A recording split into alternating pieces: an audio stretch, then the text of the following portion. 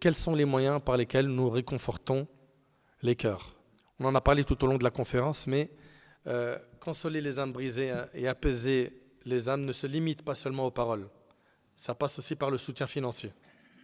Ça passe par une aide sociale, des conseils, des orientations, des invocations, des demandes de pardon pour eux, ou encore en répondant à leurs besoins.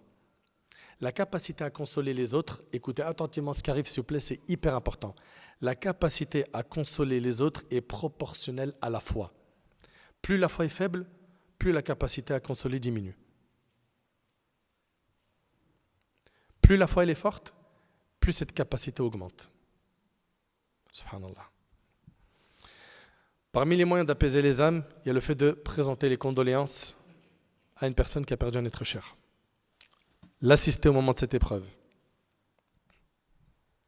L'individu est faible par lui-même, mais lorsqu'il reçoit des paroles de réconfort et de soutien, les épreuves difficiles deviennent plus faciles à surmonter, n'est-ce pas ? Lorsque la grande bibliothèque d'Ibn al-Lahi'a, le juge de l'Égypte, fut brûlée et que sa maison fut également brûlée, écoutez attentivement, cet homme-là, qui est Qadi Misr, qui est le juge de l'Égypte, quand sa maison elle a brûlé et que sa bibliothèque également a été brûlée, Al-Layth ibn Sa'd, un grand savant, à l'époque des pieux prédécesseurs, il a envoyé le lendemain 1000 dinars. Le dinar pesait 4 grammes et un quart d'or, c'est-à-dire 4250 grammes d'or. Le lendemain, tout de suite, mon frère il est dans le besoin, hop, je marque le coup, maintenant, pendant qu'il est dans l'épreuve. C'est pas j'attends 1 semaine, 2 semaines, 3 semaines et après je lui dis, bah alors ça va, ça se passe. Non. Le lendemain, en rentrant d'un voyage éprouvant, lors duquel il avait perdu une de ses jambes, amputée à cause de la gangrène, Urwa ibn Zubayr. Je ne sais pas si vous connaissez ce nom de ce grand savant parmi les pieux prédécesseurs. Urwa ibn Zubayr a pris la mort d'un de ses enfants. Il cite alors le verset « Comme nous avons été durement éprouvés durant ce voyage, لَقَدْ لَقِينَا مِنْ سَفَرِنَا هَذَا نَصَبًا » Ayant eu vent de ce qui s'était passé, Ibrahim ibn Mohammed ibn Talha se rendit chez lui pour lui présenter ses condoléances. Et il lui a dit, par Allah, rassure-toi, tu n'auras pas besoin de te déplacer. Un membre de ton corps et un de tes enfants ont déjà précédé vers le paradis. N'oubliez pas, il a été amputé d'une jambe. Et regardez le réconfort. Quelqu'un lui dit, tu n'as pas besoin de te déplacer, ne te fatigue pas pour te déplacer, on va t'aider. Et le membre qui est parti et ton enfant, ils sont déjà au paradis. Vous entendez ?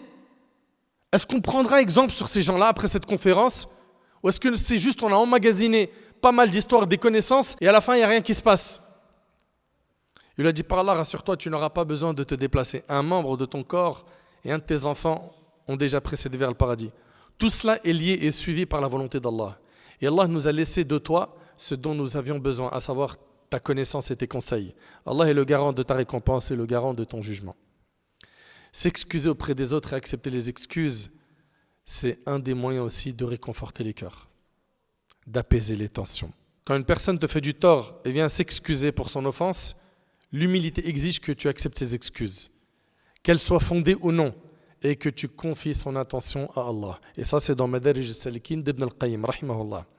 Le cadeau, ça fait rentrer la joie dans les cœurs. Anas radhiyallahu anhu a dit, ô mes fils, échangez des cadeaux entre vous, car cela favorise l'affection entre vous.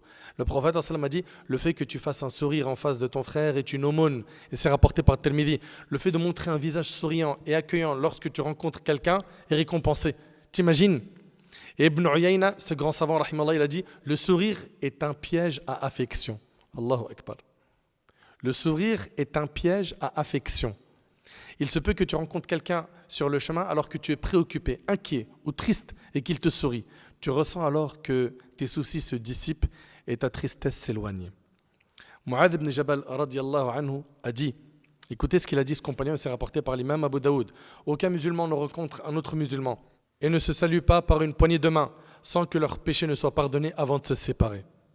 Serre la main à ton frère, souris à ton frère, parle à ton frère, console ton frère. Accomplir les besoins des gens, ça fait partie des choses importantes. Le prophète n'hésitait pas à marcher avec la veuve ou le pauvre pour satisfaire leurs besoins, comme c'est rapporté par l'imam al-Nasa'i. Et Hakim ibn Hizam rahimallah a dit, chaque fois que je me réveille et qu'il y a quelqu'un qui a besoin de moi à ma porte, je considère cela comme une épreuve pour laquelle je demande à Allah de me récompenser. Subhanallah. Mes chers frères, mes chères sœurs, également le fait de soulager les orphelins. Les orphelins. Qui parmi nous a déjà pensé à parrainer un orphelin? Qui a déjà rencontré un orphelin? Qui lui a déjà caressé la tête, l'a apaisé par une bonne parole? Le prophète n'a-t-il pas dit, moi et celui qui parraine l'orphelin entreront comme ça au paradis? Subhanallah. Sachons que le malade, le soucieux, le triste, le médecin, l'employé, le prédicateur, le riche, le pauvre, le jeune, le vieux, tout le monde a besoin d'une parole bienveillante, d'un beau sourire et d'un bon traitement.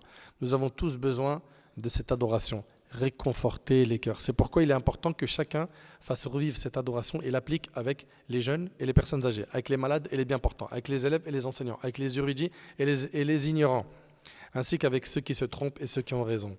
Un enfant peut devenir un savant, un grand homme utile à sa communauté parce qu'il a entendu une parole encourageante d'un de ses enseignants ou de ses parents. C'est vrai ou c'est pas vrai? Un malade accablé par la douleur peut retrouver la santé et le bien-être suite à des paroles réconfortantes, une invocation, un sourire de la part de ses visiteurs. Un fautif, un négligent ou quelqu'un qui dépasse les limites peut devenir une personne vertueuse et réformatrice suite à une bonne exhortation, un rappel utile. Il est essentiel de tirer profit du moment de faiblesse du serviteur en le rapprochant d'Allah.